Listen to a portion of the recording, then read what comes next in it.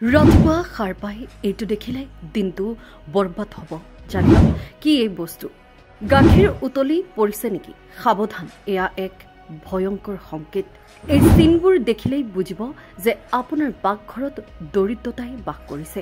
অন্নপূৰ্ণাৰ অভিশাপৰ পৰা বাচিবলৈ চাওক এই ভিডিঅ' কোৱা হয় ঘৰ এখনৰ আটাইতকৈ পবিত্ৰ ঠাই হ'ল ইয়াৰ পাকঘৰ ঘৰ যদি শৰীৰ তেন্তে পাকঘৰটোৱেই তাৰ আত্মা কিন্তু আপুনি কেতিয়াবা ভাবিছেনে এই পবিত্ৰ ঠাইখনেই আপোনাৰ জীৱনলৈ অশান্তি দৰিদ্ৰতা আৰু ৰোগ মাতি আনিব পাৰে আপোনাৰ এটা সৰু ভুলে এই মন্দিৰ সদৃশ পাকঘৰখনক এক বিষাক্ত স্থানলৈ পৰিণত কৰিব পাৰে য'ত দেৱী অন্নপূৰ্ণাৰ আশীৰ্বাদৰ সলনি তেওঁৰ অভিশাপ বৰষে আজি আমি সেই ভয়ংকৰ ভুলবোৰৰ কথা ক'ম যিবোৰ আপুনি হয়তো নাজানি প্ৰতিদিনেই কৰি আছে সাৱধান হওক ৰাতিপুৱাৰ ভয়ংকৰ ভুল আপোনাৰ দিনটো কেনে যাব সেয়া নিৰ্ভৰ কৰে ৰাতিপুৱা আপুনি পাকঘৰত কি দেখে তাৰ ওপৰত প্ৰথম ভুল গা নোধোৱাকৈ পাকঘৰত প্ৰৱেশ কৰা এয়া কেৱল অশুদ্ধই নহয় ই দেৱী অন্নপূৰ্ণাৰ স্থানক অপবিত্ৰ কৰাৰ দৰে এনে কৰিলে ঘৰৰ বৰকত নাইকিয়া হয় আটাইতকৈ ভয়ংকৰ ভুল ৰাতিপুৱা সাৰ পাই পাকঘৰত কটাৰী কেঁচি বা যিকোনো চোকা বস্তু দেখা এইবোৰ কেৱল বস্তু নহয় এইবোৰ নেতিবাচক শক্তি আৰু ক্ৰোধৰ প্ৰতীক এইবোৰ দেখিলে দিনটোৰ বাবে ঘৰত কাজিয়া অশান্তি আৰু ধনৰ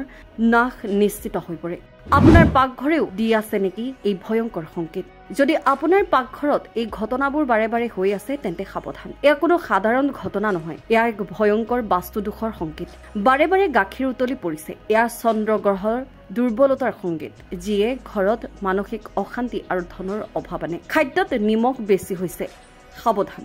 এয়া শুক্ৰ গ্ৰহৰ ক্ৰোধৰ চিন যিয়ে আপোনাৰ ঘৰৰ পৰা সুখ সমৃদ্ধি কাহিনী বাৰে বাৰে তেল পৰিছে বা জুইত হাত পৰিছে ইংগিত দিয়ে যে ঘৰত নেতিবাচক শক্তিৰ প্ৰভাৱ আহিছে আৰু মা অন্নপূৰ্ণা ৰুষ্ট হৈছে সৰ্বনাশৰ পৰা বচাৰ উপায় কিন্তু ভয় নাখাব প্ৰতিটো সমস্যাৰে সমাধান আছে এই ভয়ংকৰ পৰিণামৰ পৰা বাচিবলৈ এইকেইটা কাম আজি আৰম্ভ কৰক ভাগ্য সলোৱা ৰুটি প্ৰতিদিনেই বনোৱা প্ৰথমখন ৰুটি গৰুক আৰু শেষৰখন ৰুটি কুকুৰক খোৱা এয়া কেৱল ৰুটি নহয় ই এক যজ্ঞ ই আপোনাৰ ওপৰত থকা শনি ৰাহু কেতুৰ দৰে ভয়ংকৰ গ্ৰহৰ ক্ৰোধ শান্ত কৰিব দেৱীৰ স্থিতি পাকঘৰৰ পূব দিশত মা অন্নপূৰ্ণাৰ এখন ছবি অৱশ্যেই ৰাখক ৰন্ধাৰ আগতেই তেওঁক প্ৰণাম জনাওক এন্ধাৰৰ শত্ৰু ৰাতি কেতিয়াও পাকঘৰত লেতেৰা বাচন বৰ্তন নাৰাখিব ই দৰিদ্ৰতাক নিমন্ত্ৰণ কৰে সৰ্বনাশৰ মূল ভুলতেও পাকঘৰত মাংস নাৰান্ধিব য'ত জীৱ হত্যা হয় তাত দেৱী অন্নপূৰ্ণা কেতিয়াও নাথাকে আপোনাৰ পাকঘৰক মন্দিৰ বুলি ভাবক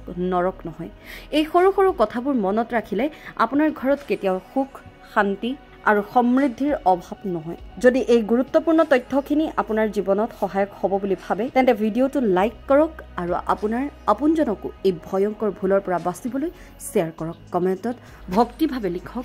জয় মা অন্নপূৰ্ণা